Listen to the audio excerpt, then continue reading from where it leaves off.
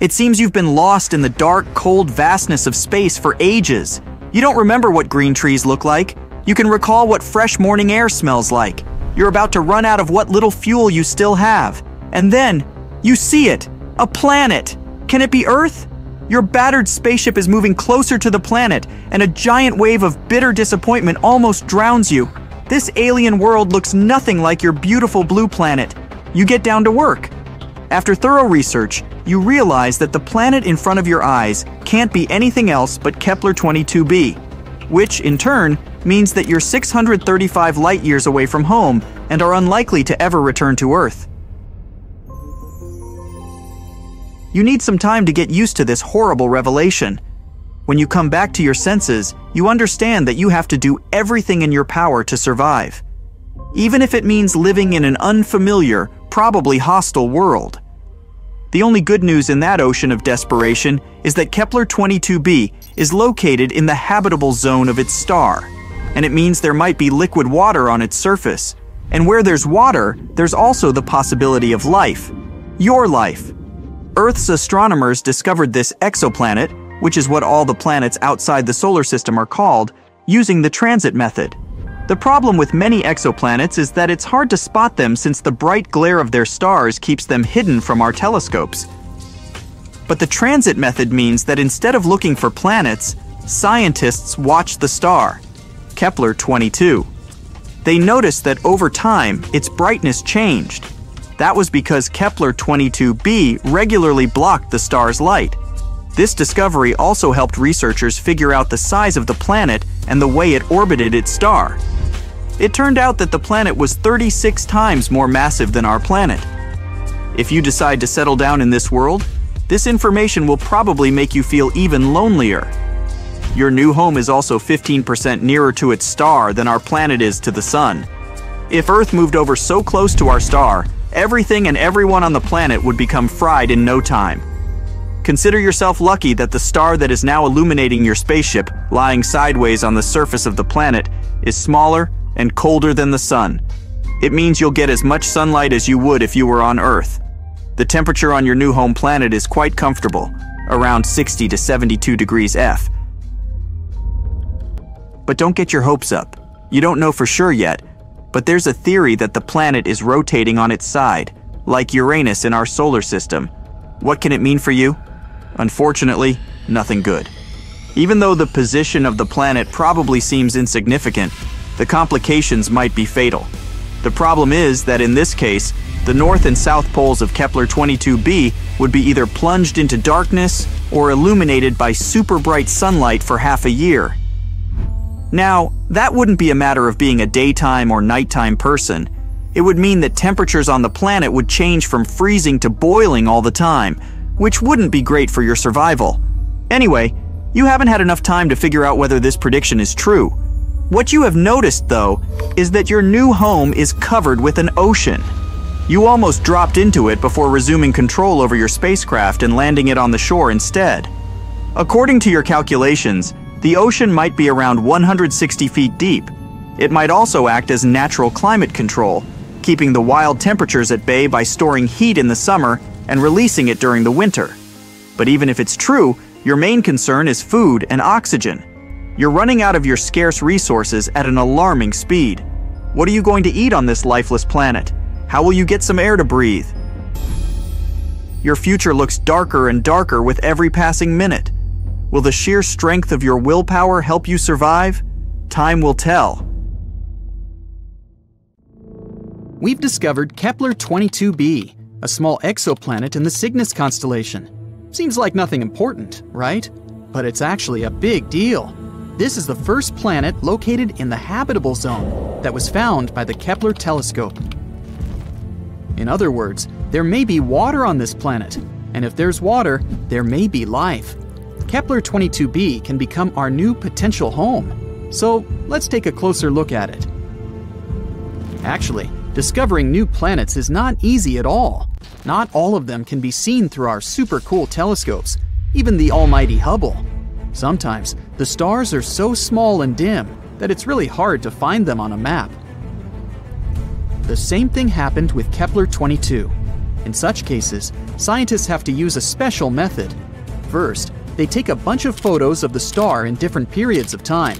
Then, they look at them and think, are there any dark dots on this star somewhere?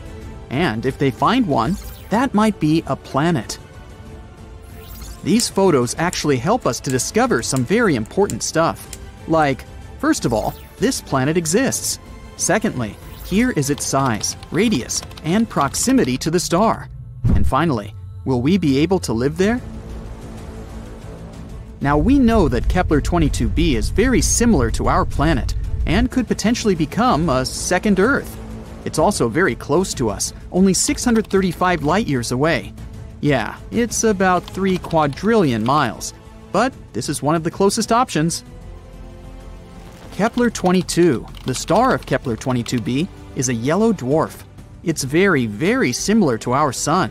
The same size, the same radius, even the age is almost the same, 4 billion years. The difference is only in luminosity. It's about 20% dimmer than the Sun. So, no matter how much you strain your eyes, you won't see this star in the night sky. The planet Kepler 22b is about 2.4 times larger than our Earth, and that's pretty good. More radius means more potential water and space to live. Although going from one city to another would take a while. It's scary to even imagine a 3-day-long plane flight. We don't know the exact mass of this planet, but scientists think it's bigger than Earth's. Actually, the mass of Kepler 22b can be up to 36 times greater than that of our planet. What does it mean? Vigorous gravity. If the planet is 36 times heavier than Earth, then gravity there will be about 6 times stronger. Can you barely lift 20 pounds of potatoes? Try 120. Not to mention that you yourself can become much heavier on that planet. You'll have to get incredibly pumped up just to walk there. You have to literally turn yourself into a bodybuilder just to get to work. The worst thing is that with such gravity, it'd be incredibly difficult for plants to survive there. They'd need at least a little freedom to rise up from the ground. And animals. Our dogs and cats would have to turn into little balls of muscle to survive there. But if this planet has its own animals or other inhabitants, we can roughly imagine what they may look like. They probably have a lot of legs to make moving easier. They aren't really tall, but they're very massive and extremely strong. Muscular giant spiders? Could be worse, I guess. The good news is that this is all unconfirmed information. If we're very lucky, and gravity there turns out to be just a bit stronger than Earth's, then, of course, it'll be much easier to live there. The next thing we know about Kepler 22b is that it's about 15% closer to its star than we are to the Sun. If Kepler 22b existed in our solar system, it would be located somewhere between Earth and Venus. Does that mean we're all going to burn? No, silly. As I mentioned before, the star Kepler 22 is pretty cold, just some 10,000 degrees Fahrenheit. And that's why we can assume that the temperatures on Kepler 22b will be about the same as we have on Earth. If the planet orbits its star the same way Earth orbits the Sun, which we don't actually know, Kepler 22b can rotate around its star on its side, like, for example, Uranus. What? Didn't you know Uranus is actually lying on its side? Also, look at its rings. Yes, Uranus also has rings, like Saturn, but they're vertical. The universe is truly a mysterious place. So, if Kepler 22b is really something like that, then the weather on the planet will be, to put it mildly, not very good. Incredibly cold winters will be regularly followed by hot summers. And, just like with tidally locked planets, we'd be able to live more or less comfortably only on the narrow piece of land between these two crazy sides. Let's hope that this is not the case and the planet rotates normally.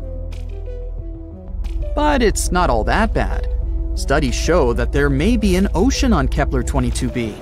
You already know that water means life, but in this case, it's also a big plus because a planet covered by an ocean always has more stable temperatures. The water absorbs some of the heat and distributes it evenly across the planet.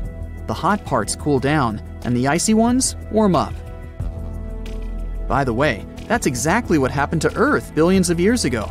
When our planet started getting its first little puddles, our beloved moon helped these puddles to spread all over the planet. Thanks to this, a burning horror that used to be our Earth turned into a cute little ball full of life. So, if Kepler 22b has water but no atmosphere, scientists think that the average temperature there could be around 12 degrees Fahrenheit. But if there's also an Earth-like atmosphere, then the temperature can reach 72 degrees Fahrenheit. That would be nice. And finally, 1 year there is equal to 290 Earth days, about 9 months. The planet has no natural satellites, so unfortunately, we'd have to say goodbye to a beautiful view of the moon. On the bright side, we'd probably be able to see the sun as a distant little star. We could admire it in the night sky, remembering our home, while not hiding from giant spiders. And this is all that we know at the moment. Unfortunately, it's quite difficult to explore such planets, so there's a lot of very important data that we don't know. For example, what kind of planet is this anyway?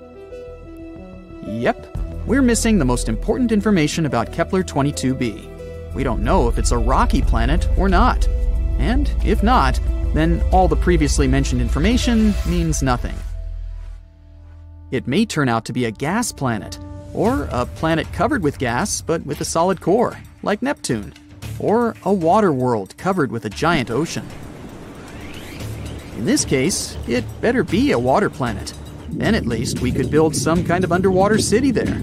We could filter the water and eat fish, until we evolve into an amphibious species.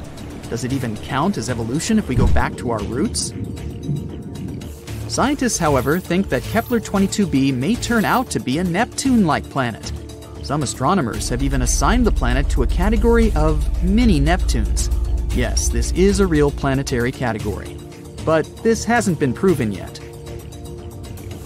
But even if, fortunately for us, Kepler 22b turns out to be a rocky planet, we still don't know what the atmosphere is like there. Does it exist at all? What if it turns out to be something like the atmosphere of Venus, which is more toxic than your ex? Then we'd have to dig deep underground to somehow survive on this planet. And then we'd have to come up with a heat source, because it's pretty cold underground. Yeah, let's hope this won't be the case. There are many possibilities with Kepler 22b. So far, we don't have a clear answer. But let's hope that scientists will find it before we load the first people into shuttles and send them to conquer Kepler 22b. That would be awkward if it turns out to be a gas planet, or something like that. The only life that we are certain about so far in the entire universe is on planet Earth. Whether that life is intelligent is, let's say, arguable. But anyway, it's not surprising that we're tirelessly searching for life on other planets. So far, they've discovered more than 4,000 of them. But what's even cooler, NASA has compiled a new list of 24 planets that aren't just Earth-like, they're better. The conditions on them are so good that they're more comfortable than on our planet. So let's examine some of them. KOI 5715.01. Let's be coy, shall we? This wonderful planet is in the constellation Cygnus. And why is it so wonderful? Well, our sun is a yellow dwarf. And sorry, sun, even though you're not bad at supporting life, there are some stars that can do it better. Nothing personal. The planet KOI 5715.01 orbits near an orange dwarf. Orange dwarfs are stars slightly smaller than our sun and have a little lower luminosity. Did you like the alliteration there? Anyway, don't worry, it doesn't mean we're going to live in complete darkness. In fact, if the planet is found closer to the sun and it has a thicker atmosphere, it may even be lighter and more colorful than on Earth. Now, our sun has a very short lifespan. Right now, it has 7 to 8 billion years left to live, a little longer than Earth's age. But orange dwarfs can live from 45 to 70 billion years. This is great not only because we'll be able to hang out on this planet longer, but also because the planets around these stars have more time to form life. Now, ideally, we would need to find a planet next to an orange dwarf that is about 7 billion years old. It's very likely there will be at least some organisms there. Koi 571501 is about 5.5 billion years old. Yeah, it may not seem mature enough, but that's okay, neither do I. Our Earth is a billion years younger, and that didn't stop us. The planet is quite close to its star and is in a habitable zone. 1 year there lasts 190 days. Imagine going to elementary school and already getting a driver's license. It's almost 2 times larger than the Earth. The average temperature there is 52 degrees Fahrenheit, which is slightly less than ours, 57. But it mostly feels warmer there because strong gravity helps it hold on to heat in the atmosphere longer. It's a little too far away though, like 3,000 light-years from Earth, which is about 18 quadrillion miles. Yep, better bring a really big lunch with you. Koi 3010.01. This planet is found next to the star Koi 2010. This planet sounds like a very pleasant world. The average temperature on this planet is 67 degrees, so a little warmer than ours. But that's a good thing. Scientists believe that on a perfect planet, the temperature should be just about 10 degrees hotter than on Earth. The more heat there is on the planet, the more comfortable it is to live there. Also, the higher chances of developing life. The radius of this planet is nearly 1.5 times larger than Earth. There's some atmosphere, although we're not yet sure about its composition, but it's probably like the Earth's. Scientists think that we'll find an ocean there, and it can cover up to 60% of the surface, which is also cool. In a perfect world, water and land should be distributed more evenly than on our planet. A little more land means a little more territory and resources, right? But listen, this planet is actually very similar to the Earth. The semblance is so striking that scientists believe we have an 84% chance to find life there. Of course, not necessarily an intelligent life, but at least some animals. Wouldn't that be cool? Now, what do you think they could look like? Very Earth-like planet, but with stronger gravity. Well, if someone lives there, they're probably big but have a small height and strong little legs. Sounds adorable and scary. But we won't be able to find out the truth anytime soon. So far, for us, these planets are microscopic dots in space. We only have some dry, boring data about them and don't even know what they look like. We'll have to wait until we can find a way to get closer to these planets. Kepler 186f. This is also one of the best candidates for having life. This rather cute planet was nicknamed the Earth's cousin because it does have a strong resemblance. Anyway, these two planets are like sisters, not twins. Kepler 186f rotates near a red dwarf. Red dwarfs are stars even dimmer and smaller than orange dwarfs. Yeah, they'll also live for a very, very long time, but their luminosity is also quite low. However, Kepler 186f is closer to its star than we're to our Sun, so it shouldn't be too dark there. Well, at least not night-like dark. The sky on this planet is sure to be an unusual shade of red, like sunsets on Earth. What do you think? Would you like to live on a planet with an eternal sunset? The size of this planet is about the same as Earth. Not bad, not perfect. Why so? Because the coolest planets are those that are bigger than Earth and have stronger gravity. Now you'll probably say, but wouldn't it be harder to walk there and even harder to get out of bed on Monday? Of course. But on the other hand, this planet will pull the atmosphere better. The atmosphere will be thicker and denser. This means more protection from the scary space stuff, more oxygen, and more heat. Not to mention the fact that the bigger planets have more space to settle. Awesome, right? But of course, the Earth's size is also an excellent choice. Another cool fact is that the tilt of Kepler 186f is about the same as ours. It means that there should be stable seasons and a normal day-night cycle. Do you know how important the tilt of the planet is? Let's look at Mars. Mars is also, in fact, found in the habitable zone of our Sun, but its tilt is very unstable, and as a result, the entire ocean that could have been on it once now completely dried up. Today, it's just a red desert, and there's no life there. At least not as far as we know, but you see how important these tiny details are? This planet is also quite far away from us, 490 light-years. That's about 3 quadrillion miles, So yeah, we're just going to keep waiting for intergalactic travel. Kepler 62e and 62f. These planets were called the most Earth-like before we discovered Kepler 186f. They're very comparable to our home. Kepler 62e is about 1.5 times larger than Earth, and Kepler 62f is just slightly smaller than that. They're located in the constellation Lyra, which is about 1,200 light-years away from us.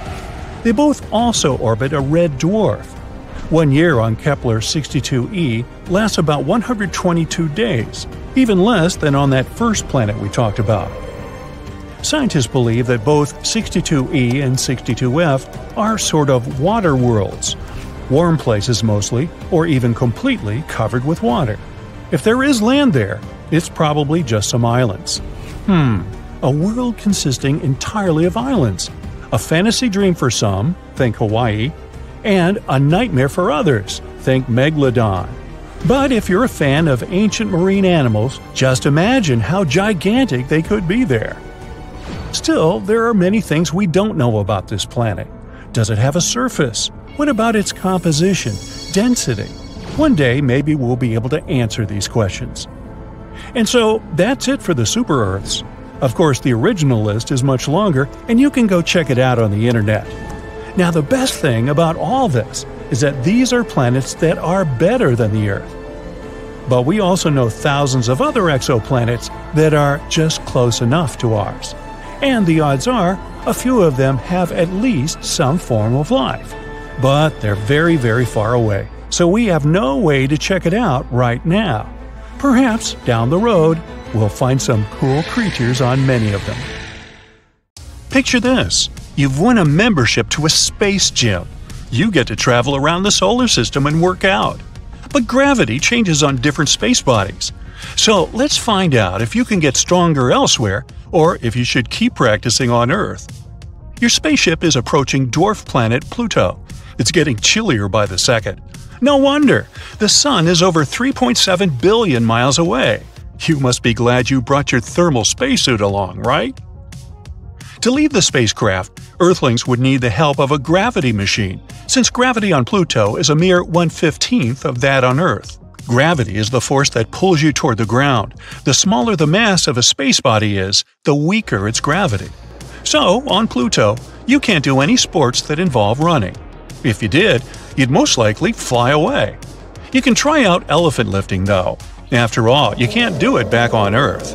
On Pluto, picking up an elephant weighing 2,000 pounds feels like lifting 120 pounds. The next stop is Neptune.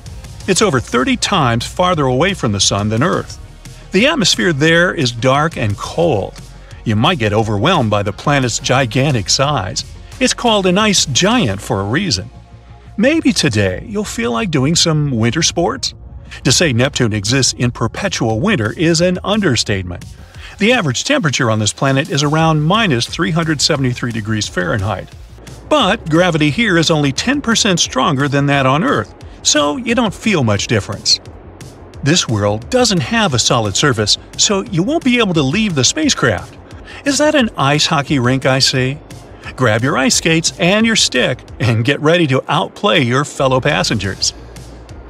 How about a quick pit stop on Uranus? This is another ice giant, and gravity here is 90% of that on Earth. You can do a few push-ups inside the spacecraft, as you won't be stepping outside. The slushy surface of the planet is made up of water, methane, and ammonia in its liquid form. There's no solid ground to walk on. But if you somehow found a way to go outside, you'd feel lighter than on Earth. If you weighed 100 pounds back home, it would be 90 pounds here. Can we call this a Uranian diet? When approaching Saturn, please mind its rings, which aren't actually rings. They consist of pieces of asteroids and meteors flying around the planet. Saturn's mass is so big that it attracts many other space bodies to its orbit.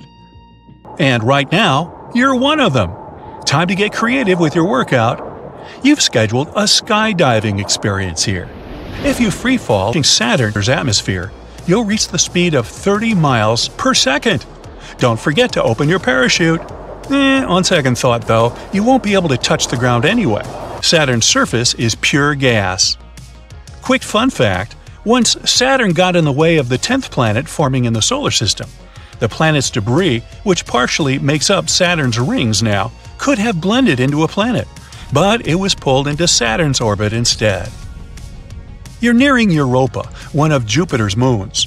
Gravity here is so weak you feel weightless. Let's say there's a rock climbing wall there. How about you give it a try? Usually, this sport requires a lot of physical strength, but here you'll only have to carry 13% of your weight. Your climb to the top will be easy peasy in these conditions. Entering Jupiter's atmosphere will feel like being inside a cloud. See that red spot in the bottom left corner? That's a storm twice the size of Earth that's been raging for hundreds of years. To have some fun here, why don't you do some jumping jacks? I'll count to 100. Ready, set, go. Gravity here is super strong. It's 2.5 times as powerful as gravity on Earth, so you'll probably get exhausted at the count of 30. Too bad. Uh-oh. Passengers aboard the spacecraft, fasten your seatbelts. You might experience some heavy turbulence. To travel from Jupiter to Mars, you'll have to move through an asteroid belt. Just in case you're worried your ship will bump into something, relax. There's a distance of 300,000 miles between asteroids. Let's stop at Ceres, the only dwarf planet in the asteroid belt. Gravity here will make you feel pretty strong. How about practicing some caber tossing?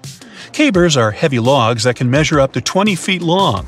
The goal is to throw them as far as possible. Here, a 180-pound pole feels as if it weighs 5 pounds, which is, basically, the weight of a melon. Ready for the Ceres caper competition? Woohoo! Finally, Mars. Remember all those handstands you've always wanted to try? Well, here's the place to do them. Mars's gravity is about 2.5 times weaker than that on Earth, which means you'll probably be able to lift your own body weight without any difficulty. Since people keep trying to terraform Mars, opening a gym here doesn't sound like a bad idea, does it? Passengers and crew members, we're now beginning our descent to Phobos. It's one of Mars's moons. Gravity here is incredibly weak. If you've always dreamed of having superhuman strength, this is the place for you. You can work out here by, say, doing some artistic gymnastics. Start off with a cartwheel, then move on to tricks performed in the air. On Phobos, you can start doing triple back handsprings in no time. Ah, look! Earth is about to appear on the horizon. It sure looks majestic from here, but we won't stop there now. Instead, let's visit Earth's sister, Venus. It has almost the same mass as Earth, which means these planets have similar gravities. Now, Earthlings can't survive on Venus's surface because of the large amount of ammonia in its atmosphere. But let's imagine you could practice some outdoor sports there. Do you feel like trying bumper bubble soccer? That's when you dress yourself in a giant bubble ball vest and keep bumping into other players. People play this game on Earth. On Venus, with its slightly weaker gravity, it might be a little bit easier. But still, you have to consider you'll be wearing a 25-pound ball as a vest, kind of like a hamster back on Earth. Not to mention your outfit will restrict your arms and legs. It's a challenge, but it sounds fun to me. Moving on, if you land on the sunny side of Mercury, you'll experience scalding hot temperatures of 800 degrees Fahrenheit. If you're feeling tired after your space workout, a relaxing, steamy sauna will be just the thing. You'll feel like a brand new person by the time you arrive on the next planet. We'll fly as close to the Sun as we can so that you can have a taste of its gravity.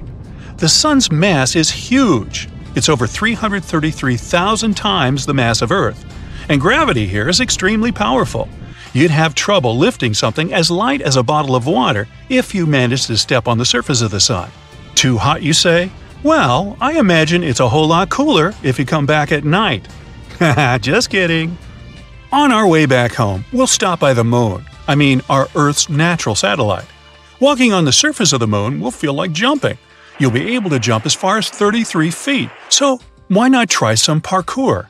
If you play basketball, scoring a point will be very difficult. But then, you can jump higher than the hoop and do an epic slam dunk. And how about baseball? If you throw the ball upward, you'll probably never see it again. Finally, we land on Earth. Sorry to disappoint you, but you're not coming back with any superhuman strength. Even when you were lifting an elephant, gravity was helping you out a lot. It was a good trip though, don't you think so? As scientists continue to explore the vast expanse of the universe, they've made some incredible discoveries that have left them with more questions than answers. From a scorching super-Earth to a football-shaped world, the exoplanet discoveries of 2022 are truly out of this world. So hold on tight, the future of exoplanet discoveries is looking brighter than ever. Number 1. New type of exoplanets. Red dwarfs make up over 70% of all stars in space. So, in September of 2022, scientists decided to take a closer look at the small worlds orbiting them.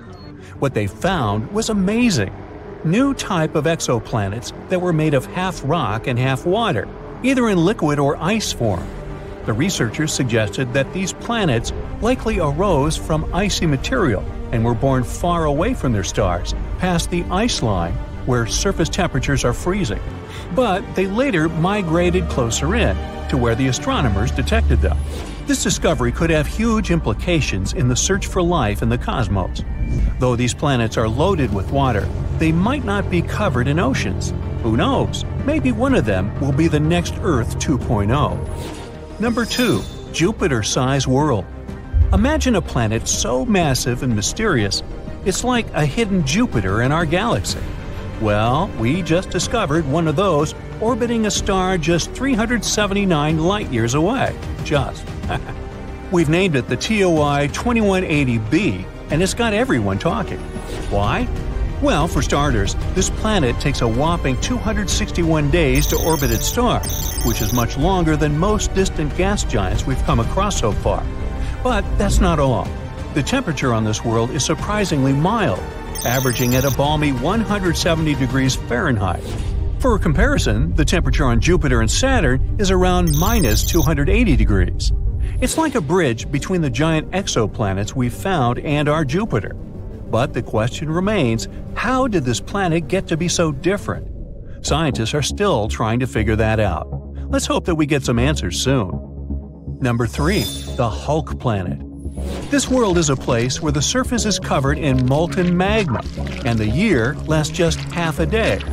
Welcome to TOI 1075b, an exoplanet that's been dubbed the planet Hulk by scientists. Located 200 light-years away, this super-Earth is one of the most massive ever discovered. Its proximity to its parent star causes its surface to reach scorching temperatures of 1922 degrees. It's so hot that any form of water would evaporate instantly, and the air would be filled with vaporized rock. But it's not just the heat that's impressive, it's also its size. TOI 1075b is nearly 10 times the mass of Earth, making it one of the most massive super-Earths ever discovered. But the mystery doesn't stop there. The planet's orbit takes just 14.5 hours, making it one of the shortest orbital periods ever recorded for a planet of its size. What an exciting addition to our catalog! Number 4. 3 doomed planets. Astronomers made a shocking discovery of 3 planets that are circling in a dangerous dance next to the slowly fading stars. Just a decade ago, scientists never even imagined such planets could exist. These gas giant planets, similar in size to Jupiter, orbit way too close to their slowly fading stars. They're basically walking on the edge. Take one of them, for example, dubbed TOI 2337b. Its orbit will likely send it hurtling straight into the fiery arms of its host star in less than 1 million years. Well, I won't be around then. As these stars enter their final days, they're pulling in nearby planets like a black hole, altering their orbits and potentially causing catastrophic collisions. And as these planets get closer to their stars, their atmospheres heat up and swell, leading to some mind-boggling differences in density. But despite the doom and gloom, studying these worlds could give us valuable insights into the evolution of our own solar system. Number 5. Planet with a bariums atmosphere. These are 2 hot blazing planets, each with an atmosphere made of the heaviest element ever found in an exoplanet, barium. These planets, known as WASP 76b and WASP 121b, are ultra-hot gas giants called superjupiters that orbit incredibly close to their stars. These planets are basically like giant balls of fire, with one side facing the star, cooking at temperatures hot enough to vaporize iron and other metals.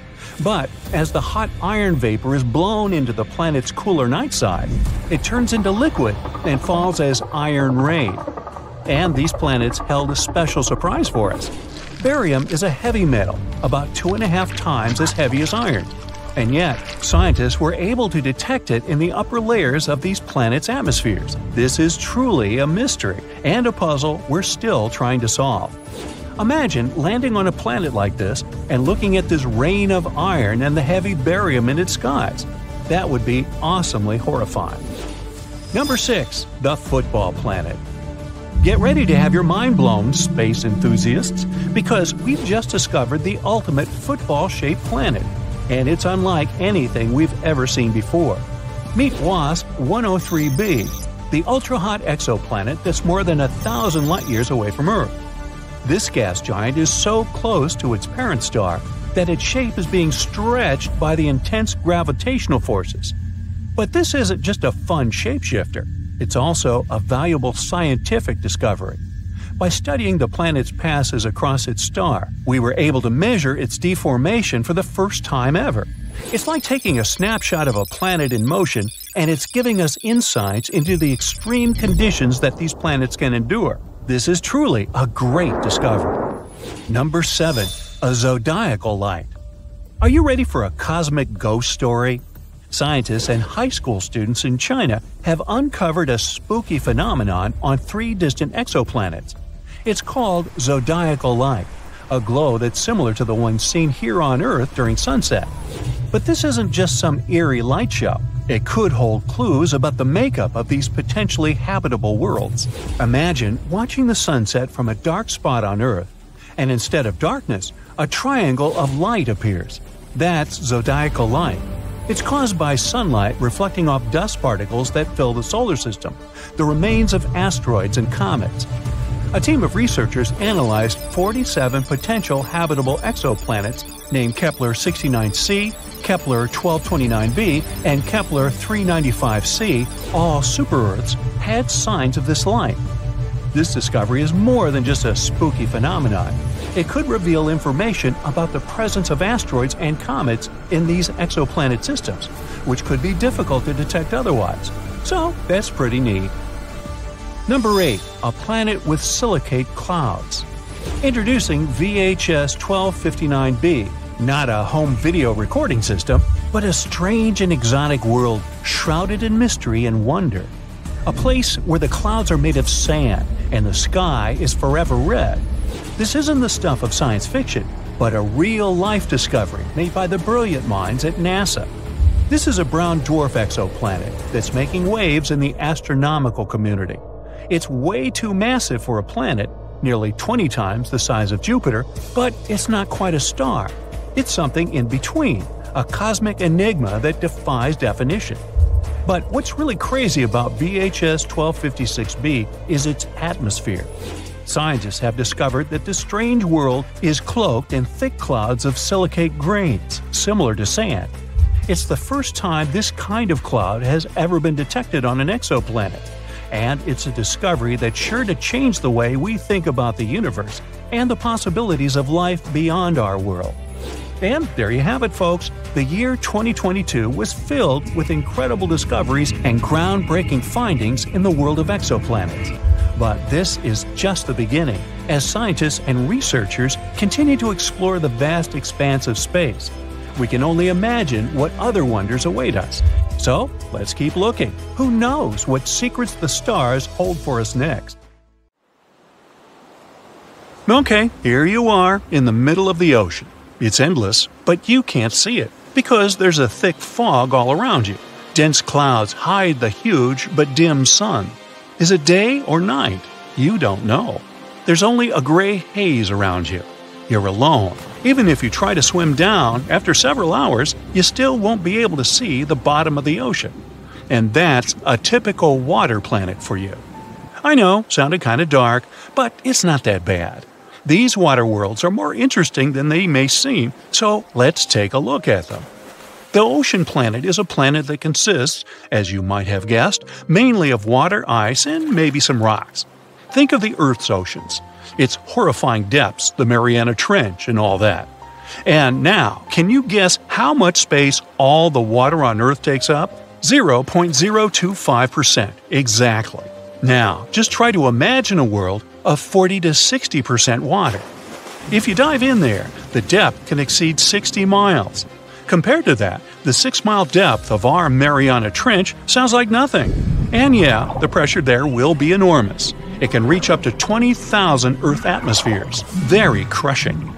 Now, it may sound scary, but it still would be great to find out more about these planets. Fortunately, according to scientists' calculations, there may be a lot of such planets in our galaxy alone. Well, you don't have to go far. You can find these water guys even in our solar system. Not planets, of course, but moons. Jupiter has Ganymede and Callisto, and Saturn has Titan and Enceladus. The ocean can reach up to 30% of the mass of these moons, although it isn't clear whether these oceans are covered with a thick crust of ice. But we've discovered quite a few full-fledged ocean planets. This is because the conditions in which these planets may exist are very specific. For example, this planet should be somewhere 6 to 8 times larger than the Earth. If it's smaller, it'll have a rocky surface, but if it's bigger, it'll turn into a gas giant. At the same time, it must be in the habitable zone of its star. A little further, and the planet immediately turns into an icy giant or a cold super-Earth. So yeah, these guys are very picky. We first started exploring these planets back in the 1970s. However, since then, we found only a couple of them, but they're still very interesting. The first planet is Gliese 1214b. It was the very first ocean planet that we discovered. Initially, the scientists noticed only a small dim dot. This dot turned out to be the red dwarf star Gliese 1214. An unremarkable, completely ordinary star that's 5 times smaller than our Sun and 300 times dimmer. Scientists wouldn't worry about it at all, but back in 2009, they noticed that this star had one single planet, and this planet turned out to be quite strange. This super-Earth was 2.5 times bigger than our Earth and 6.5 times heavier, but at the same time, it had a very, very small density and about the same gravity as our planet. In other words, there were almost no rocks and metals on it, but it wasn't a gas giant either. So there was only one option left. It was covered in water and ice. And that's how we discovered the first ocean planet. Well, actually, we can only assume that it consists of water. That's what the mathematical calculations say. In reality, this planet is quite confusing.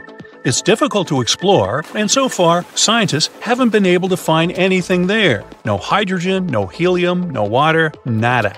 That's because the outer layer of the atmosphere of this planet is very dense, and it perfectly hides its composition. But even so, it's probably a water world. Gliese 1214b is very close to its star. It's only 0.014 astronomical units away, which is less than the distance between the Moon and us. The year there lasts about 36 hours, and the temperatures, to put it mildly, are just wild. Scientists suggest that the average temperature there can reach 250 to 535 degrees Fahrenheit. Woo, that's hot. Remember the creepy description from the beginning? Well, actually, spending time on Gliese 1214b would be a little different, more like swimming in a steam boiler. Because of such gigantic temperatures, the ocean on the surface will be constantly in a state close to boiling without actually reaching it. So, imagine that you're descending to the surface of this planet, flying through clouds of steam, and then you suddenly find yourself in the water. What? But when did it happen? Well, that's because the boundary between steam and water on Gliese 1214b will be very blurred. Of course, you won't be able to swim to the bottom of this ocean, but most likely, this bottom is covered with a very thick layer of so-called hot ice. It's like regular ice, but it doesn't really care about the laws of physics, so it just doesn't melt even at gigantic temperatures. And the thickness of this ice can reach as much as 3,000 miles. So that's it for the creepy Gliese 1214b, and not an Airbnb in sight.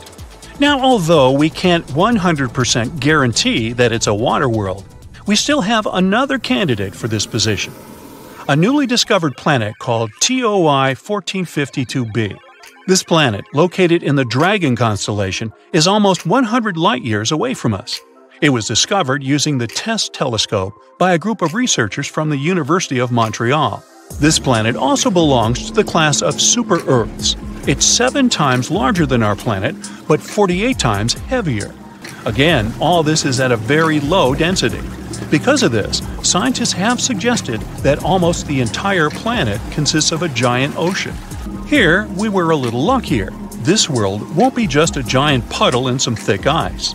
On this planet, there's probably a rocky surface deep under the water, just like in a typical ocean. Don't get too excited though, this ocean will certainly be very different from what we're used to. TOI 1452b also orbits a small red dwarf, and not even one, but 2 at once. At the same time, if the previous planet was close to its sun, then this one, on the contrary, is very, very far away. It's 2.5 times farther from its stars than Pluto is from the Sun, and it moves at great speed. A year there lasts only 11 days. But we still don't know many things about this planet. We'll probably get some new information when scientists observe it from the James Webb Telescope. Well, that's it. Wait, did you expect something else? Alright, I know the question that bothers you the most. Can there be life? Well, this is a difficult question. We all know that water means life, and besides, these planets are in the habitable zones of their stars. So, potentially, yes, there might be life. Not some full-fledged civilizations, of course, but bacteria, fish, and some creepy giant monsters. I mean, why not? However, this is very unlikely. Water alone isn't enough to create life, even though it's very important. There should also be some microelements and some minerals. And unfortunately, for most water planets, the composition will only consist of water and very thick ice. There won't be any minerals there. But don't give up. There's still some probability. First of all, there are meteorites and comets. They can bring the necessary minerals to the planet. The more often they crash into it, the higher the probability that they'll bring something like this into the ocean and thus create life. Secondly, TOI 1452b actually has these minerals. Yes, we don't know how deep the rocky bottom is located there. But if it exists, then surely something could have originated there. Let's hope that new research with powerful telescopes will allow us to find out the truth. And who knows? Maybe one day we'll be able to visit such a planet ourselves. In the icy wilderness of Antarctica, there was a peculiar rock. Amidst the vast, smooth, and snowy landscape, it stood alone like a dark smudge. This rock had been there for ages, untouched except for occasional snowfall. Roberta Score, a lab manager at NASA's Johnson Space Center, had spent countless hours in Antarctica searching for rocks just like this one. Antarctica was an unexpected treasure trove for these discoveries. These rocks were easy to spot against the blindingly white ice. Why was it so important? Because it wasn't just any rock. It was a meteorite that had fallen from space thousands of years ago. Roberta's rock, known as ALH 84001, was initially unimpressive. However, it turned out to be extraordinary. It was a piece of Mars. The rock's chemical composition perfectly matched the surface of the red planet. Turns out, it had been blasted off Mars during a colossal collision millions of years ago. It was wandering through space before landing on Earth. There, it had remained undisturbed for a very long time. Scientists at Johnson Space Center carefully examined this Martian visitor.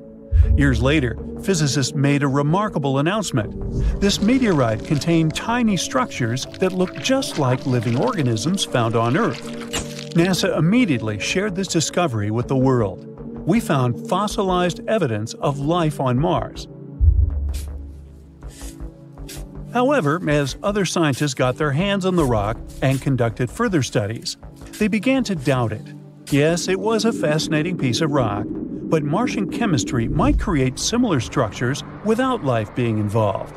So, unfortunately, it wasn't conclusive evidence. But all this debate raised a very important question. Would we recognize extraterrestrial life if we saw it? There are more than 200 different definitions of life in scientific literature. So, what should we be looking for? To figure out what makes something alive, scientists have come up with 3 important things that living things must have. First, living things need to store information about themselves. This information tells them how to work and what they're like. It's a bit like having a set of instructions for how they function. Second, they need to be able to interact with their environment and create reactions. These reactions help them get energy, move around, and respond to changes or dangers. Lastly, they must be able to make copies of themselves, reproducing, and making other things that are just like them.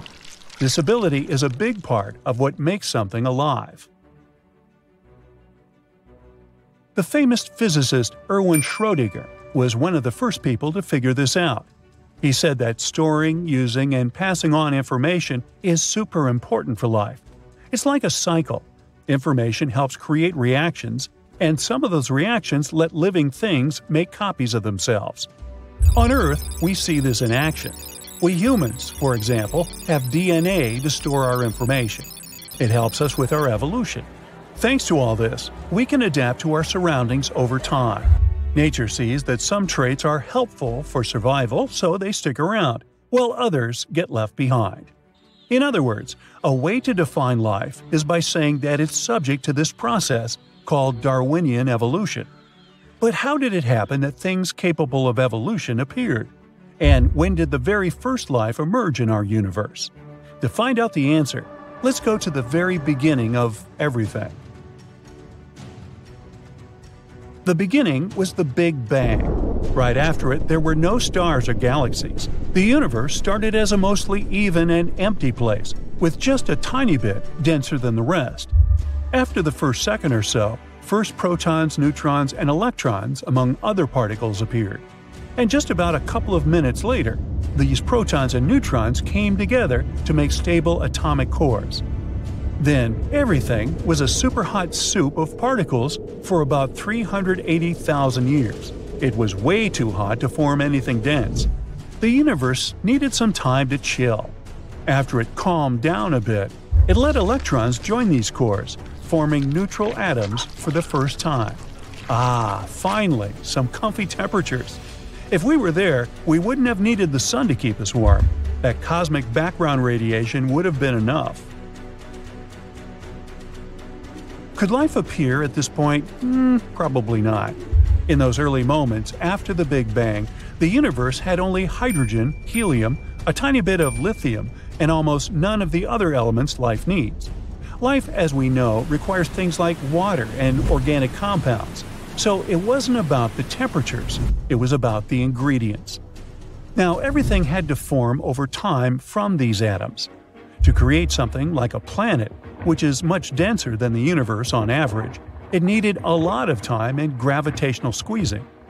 Gravity is the real hero of this story. It changed the universe completely.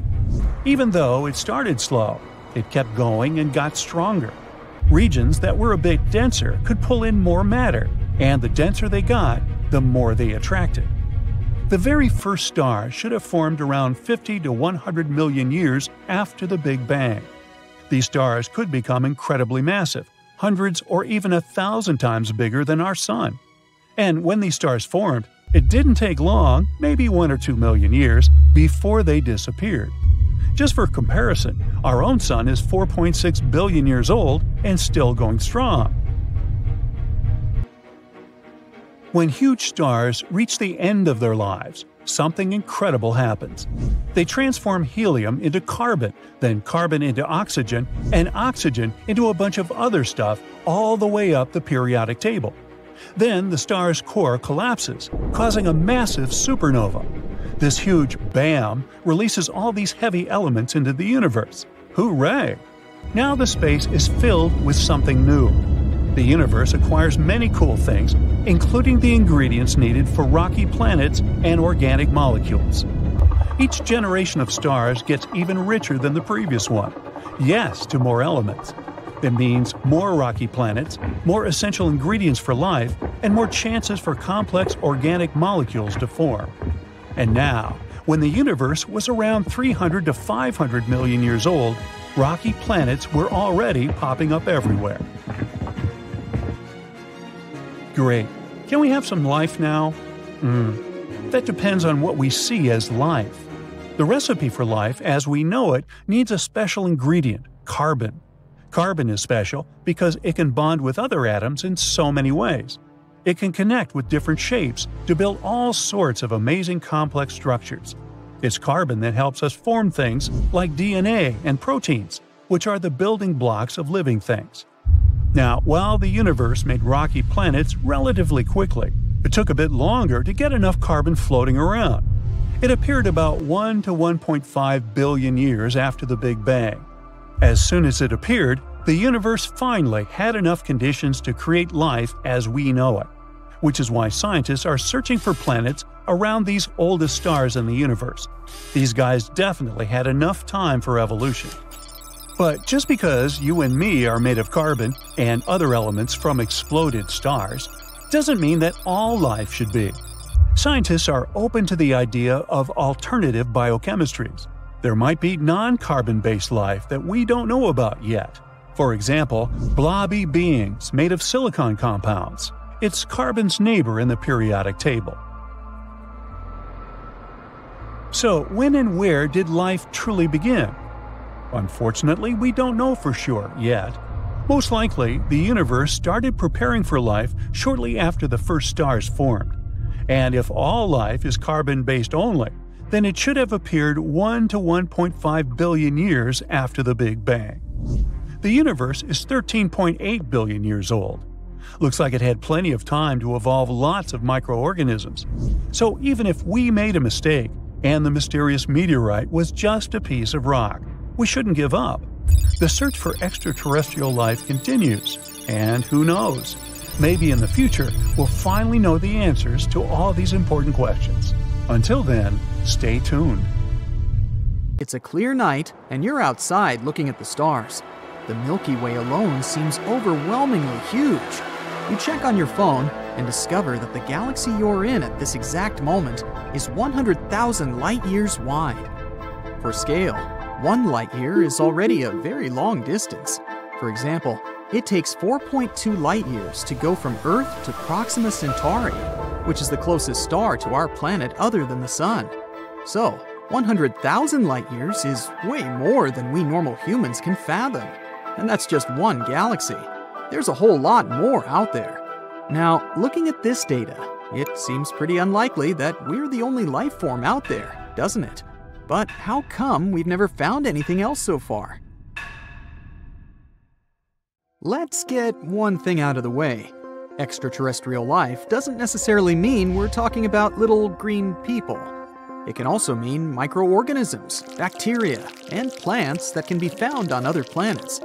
The truth is, there's a big spectrum of possibilities for life on another planet.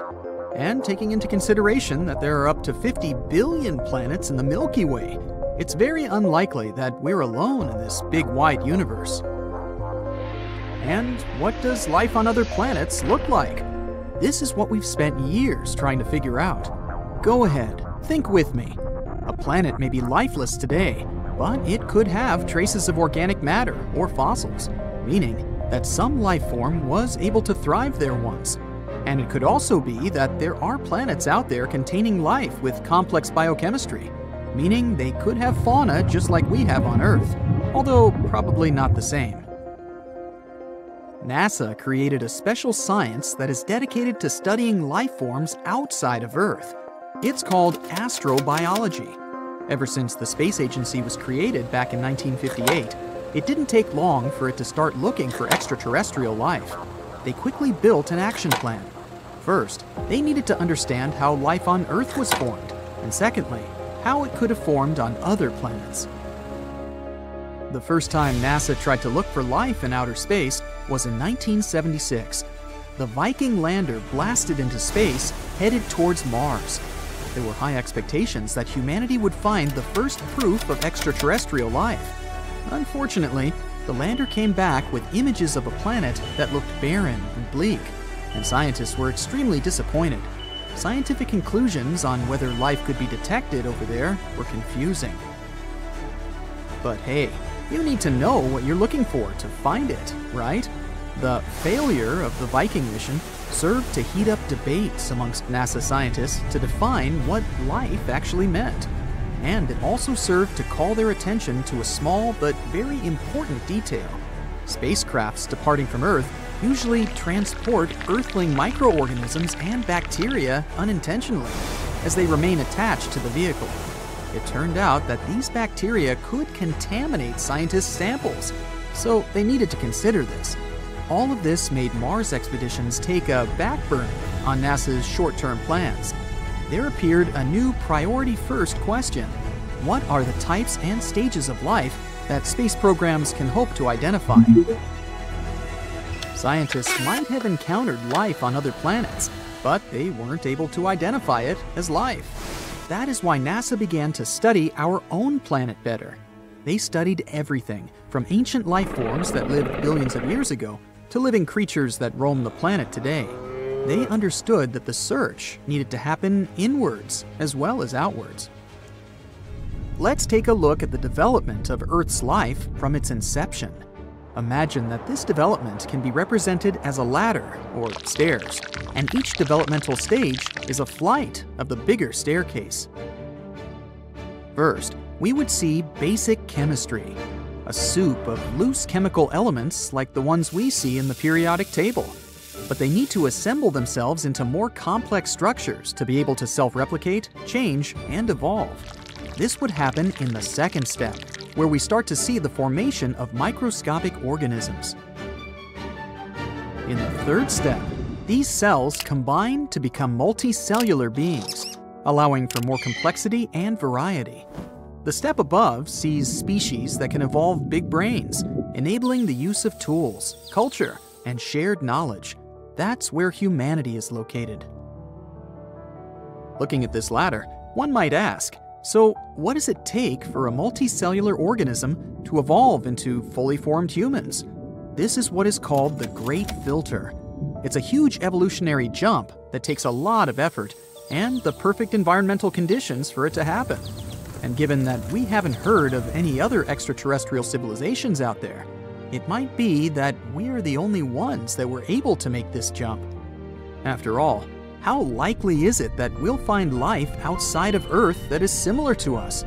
That depends on how many planets there are out there in their star's Goldilocks zone, the area around a star where water can be liquid.